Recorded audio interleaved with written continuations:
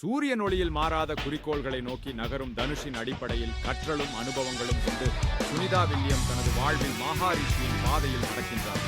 இது அவரது ஆராய்ச்சியில் விண்வெளி பயணங்களில் கண்காணிப்பு மற்றும் சேர்க்கை திறன்களை மேம்படுத்தியது. அவர் 2 நிலைமைகளையும் மீறி 2006இல் மனித இனம் அடைந்த முதல் பெண்கள் அணி ஒன்றின் உறுப்பினராக இருந்தார். மேலும் அவர் 625 நாட்கள் 22 மணி நேரம் 38 நிமிடங்கள் விண்வெளியில் இருந்தட்டும் அது சாதனையாளர்களுக்கான புதிய எதிகரங்களை ஏற்படுத்தியது. அவளது பயணங்கள் இளைஞர்களுக்கு விண்வெளி அறிவியல் மற்றும் ஆராய்ச்சியில் ஈடுபட துவக்கமாக இருந்தன. சுனிதா வில்லியம்ஸ் தனது முயற்சிகள் மூலம் பெண்களுக்கு மட்டுமின்றி அனைத்து அன்றாட மனிதர்களுக்கும் கனவுகளை அடைய நம்பிக்கை அளிக்கிறார்.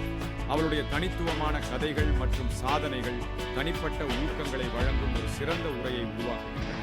கீழ்காணும் கல்வி மற்றும் அறிவியல் மையங்களில் சுனிதா தனது அனுபவங்களை பகிர்ந்து நம்பிக்கையை வளர்க்க ஆர்வமாக செயல்படுகிறார்.